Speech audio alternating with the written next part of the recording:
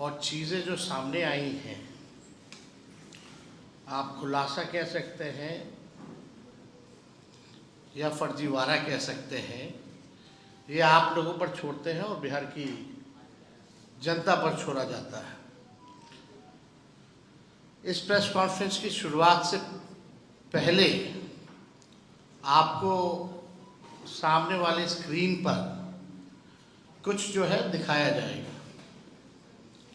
तो हम चाहेंगे कि हमारे जो ऑपरेटर हैं, पहला जो है वो आप लोगों के समक्ष जो है रखने का काम करें।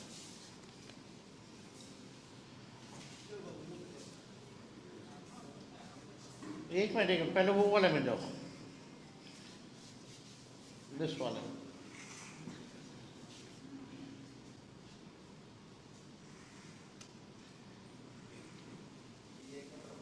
ये वोटर लिस्ट जो अभी SIR ड्राइव में जो हुआ है वो SIR के बाद की है। ये मोदी जी के खास और खास बिहार के उप मुख्यमंत्री हैं विजय कुमार सिन्हा। इनका 2 EPIC नंबर है, वो भी 2 अलग अलग विधानसभा क्षेत्रों में, और उम्र भी अलग अलग है, यानी उम्र घोटाला भी है और फर्जीवाड़ा। तो थोड़ा जूम किया जाए,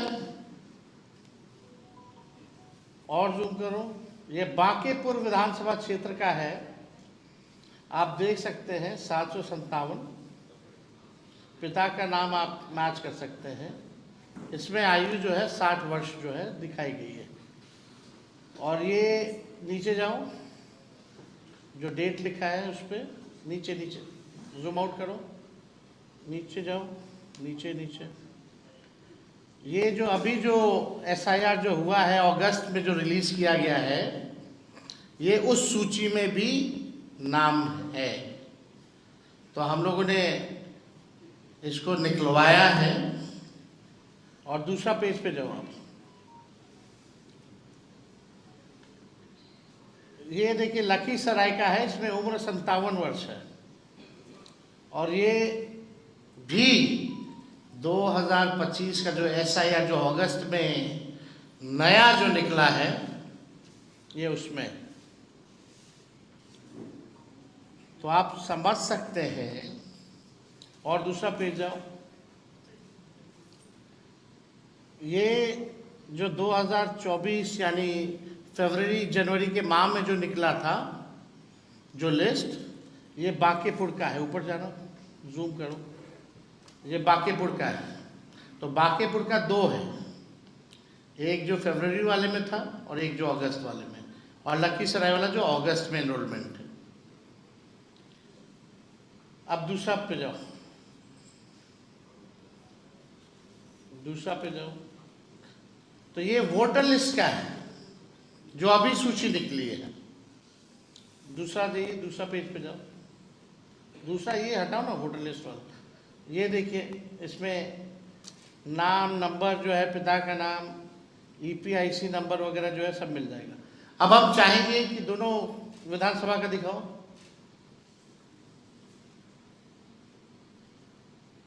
अब ऑनलाइन चल के चेक करते हैं दोनों EPIC नंबर,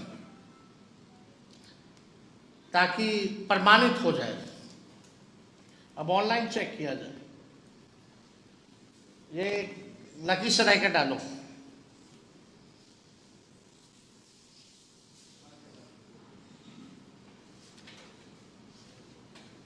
हम बाद में EPIC वगैरह डिटेल अभी दे देंगे आप लोगों को।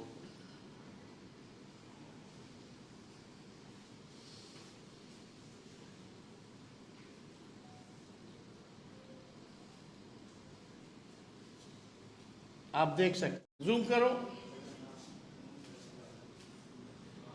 अब नीचे देखिएगा तो बांकेपुर का ही जो है इसका जिक्र किया गया है।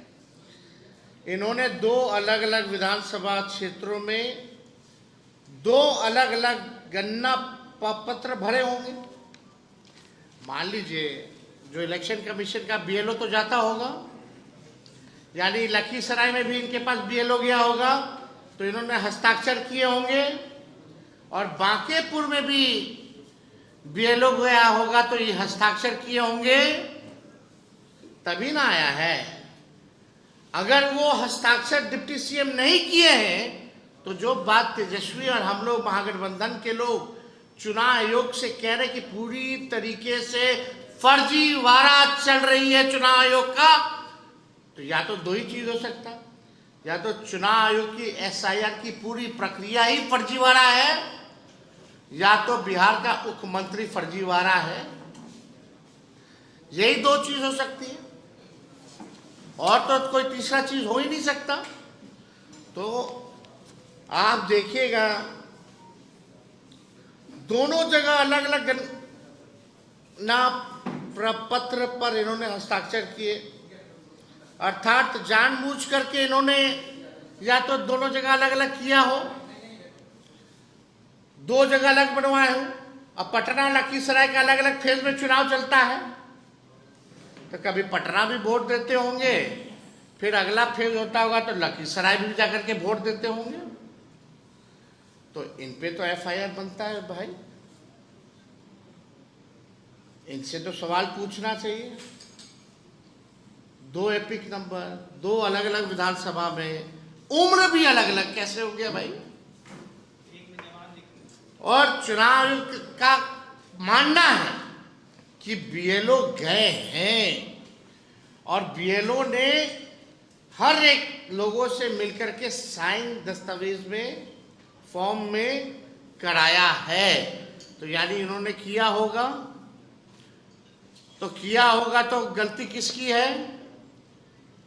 अगर विजय सिन्हा जी ने किया है दोनों जगह साइन तो गलती इनकी है, अगर नहीं किया है तो पूरी एसआईआर की प्रक्रिया जो है चुनाव आयोग फर्जीवाड़े तरीके से जो है चला रहा है। ये प्रधानमंत्री जी के दुलड़ुआ हैं, अगर इन्होंने साइन नहीं किया है तो कम से कम आकर के आज बताएं। इनके दो अलग अलग विधानसभा में दो वोट बनाए हैं, यानी दो अलग अलग विधानसभा क्षेत्रों के ड्राफ्ट सूची में इनका नाम भी आ गया है। तो यही हम लोग कह रहे हैं शुरू से कि ये भाई चुनाव आयोग से हम लोग जो है निष्पक्षता और ट्रांसपेरेंसी की बात कर रहे हैं कि भाई होना चाहिए। और हम लोग तो भाई सहयोग के लिए विपक्ष बार बार जो है हम लोगों ने आवाज को जो है उठाया है। कई लोगों ने सवाल हमसे पूछ रहे कि भाई जवाब दिया कि नहीं दिया। तेजस्वी के ऊपर तो मीडिया ट्रायल हुआ, लोग दिल्ली स्टूडियो में बैठ करके तेजस्वी को जेल भेज, ये लोग जो है केवल खाना पूर्ति कर रहे हैं। छठी और सबसे गंभीर बात 2003 का तर्क, निर्वाचन आयोग कह रहा है 2003 के एसआईआर में जिसका नाम है उसे कोई दस्तावेज देने की जरूरत नहीं है। तो सवाल है 2003 से 2025 के बीच जितने भी नए मतदाता जुड़े, क्या वे सब फर्जी हैं? अगर वे फर्जी हैं तो उन वोटरों से चुनी गई सरकार भी फर्जी है। आयोग को इस पर खुलकर जवाब जो है देने की जरूरत है। और हमने पिछले बार भी चुनाव आयोग से जो मांगे की थी वो भी मांगे जो है हम रखना चाहते हैं। हटाए गए जितने भी 65 लाख मतदाताओं का जो लिस्ट है, बूथ संख्या और नाम हटाने के कारण सहित जनता के सामने रखना चाहिए, ऑनलाइन भी देना चाहिए। 65 लाख नामों के बारे में बात हो रही है, लेकिन ये नहीं बताया जा रहा है कि इनमें से कितने असल में जीवित हैं और पात्र मतदाता हैं, शिफ्टेड हैं, नॉट फाउंडेड हैं, और मल्टीपल एनरोलमेंट के पीछे का सच क्या है किसी को नहीं पता है। तो ये हमारी मांग है कि चुनाव आयोग को ये बताना चाहिए। 22 लाख नाम मृत जो हैं पाए गए हैं, बता दिया गया है। क्या हर केस में मृत्यु प्रमाण पत्र लिया गया है या ये केवल मौखिक बात पर नाम जो है काट दिया गया है। ये हम लोग चाहेंगे कि भाई जो दस्तावेज है बर्थ सर्टिफिकेट वो भी दिखाए, लोगों का पता बताए कि मृत पाए गए इनके परिवारजनों ने हमको जो है डेथ सर्टिफिकेट दिया है। दूसरा, दस्तावेज मांगने की प्रक्रिया लिखित आदेशों से चलाओ ताकि मनमानी बंद हो। यानी आप लिखित आदेश कुछ देते हैं और ग्राउंड में कुछ और होता है, तो जो भी आपको आदेश देना है वो लिखित में दीजिए और इम्प्लीमेंटेशन लिखित का होना चाहिए। तीसरा, आयोग सिर्फ टेक्नोक्रेटिक मशीन ना बने, लोकतांत्रिक जवाबदेही निभाए। आयोग कहता है कि लोग दूसरे राज्य चले गए, मिले नहीं या रजिस्टर नहीं होना चाहते थे। अरे भाई, आपने कितनी बार उनके घर जाकर फॉर्म लिया, कितनी बार सार्वजनिक नोटिस लगाए, बीएलओ और प्रशासन की लापरवाही पर एक शब्द नहीं बोलते। चौथा, एसआईआर को पारदर्शी, समयबद्ध और नागरिक अधिकारों के मुताबिक बनाओ। पारदर्शिता का दिखावा किया जा रहा है। इनका नारा है कि एक मतदाता छूटे ना, लेकिन एएसडी लिस्ट अधूरी है, नाम काटने का कारण गायब है और ऑनलाइन सर्च की सुविधा तक नहीं। ऐसे में दावा आपत्ति के 1 महीने की अवधि में सिर्फ दिखावा है। इसलिए हम लोग बार बार जो है लड़ाई लड़ रहे हैं और पूरे बिहार और पूरे देश में के हर मतदाता के अधिकार के लिए हम लोगों को लड़ना है। लोकतंत्र बचाएं और वोट को बचाने का काम करें, हम लोगों को आपके माध्यम से कहना चाहते हैं। और एक इंटरेस्टिंग डेटा है, वो और उसमें भी उम्र अलग अलग है, 2 विधानसभा अलग अलग, और ईपीआईसी दोनों, 1 मिनट, ईपीआईसी भी 2 अलग अलग और दोनों दिखा भी रहा ऑनलाइन, और वोटर लिस्ट जो एनरोलमेंट जो नया ड्राफ्ट उसमें भी दिखा रहे हैं। बड़ी संख्या में मृत व्यक्तियों के नाम भी शामिल कर दिया गया। अरे वही अभी आने वाले समय में और भी भंडाफोड़ हम करने वाले हैं। हमारा टीम जो है काम कर रहा है। हो सकता है कल परसों हम आप लोगों के सामने फिर आए और ऐसा चीज़ लेकर आए कि इलेक्शन कमीशन अपना सर पकड़ के माथा फोड़ने लगे हैं। लेकिन मीडिया के लोगों से खास गुजारिश है, आप लोग मेन स्ट्रीम मीडिया हो, कोई चैनल जाकर के ऑपरेशन कर रहा है, दिखा रहा है, सारा काम क्या अपोजिशन की जिम्मेवारी है? क्या मीडिया की जिम्मेवारी नहीं है? कुछ खास मीडिया हम तो बोलना नहीं चाहते, उनका तो एक एजेंडे पे ही काम है, वो तो खुल के रंग में आ गए, उसी पे काम कर रहा है। जो भाजपा के प्रवक्ता भाजपा नहीं कर रही है, वो मीडिया वो लोग कर रहे हैं। आरएसएस का काम अफवाह उड़ाना, वो भी अफवाह उड़ाने का काम कर रहा है। वो तो सब साबित है ना, जनता के सामने सब स्पष्ट है। लेकिन हमारा तो सम्मान सबके प्रति है भाई, सबकी मजबूरी है, क्या कर सकते हैं।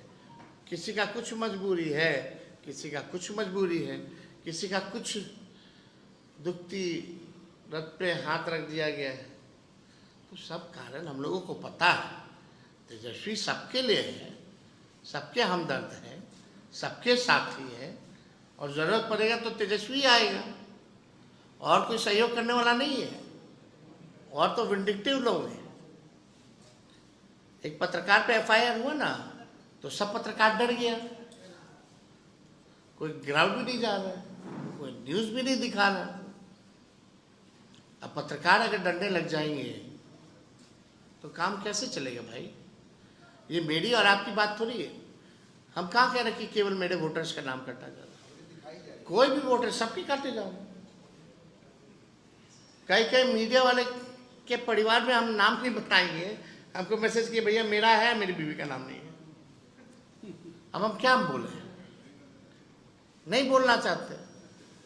और उन लोगों में भी हिम्मत नहीं है कि भाई हम ट्वीट कर दें कम से कम इंडिविजुअल कैपेसिटी पर या फेसबुक पे डाल दें।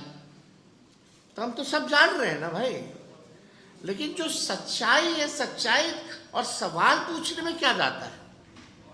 मतलब आज जनता का सवाल पूछिएगा तो आप थोड़ी किसी पार्टी और दल के हो जाइएगा। जो सच्चाई है सच है, तो और कोई सवाल नहीं है ना। नरेश कुमार कौन है जो आपके 10 नंबर आवास वाला है?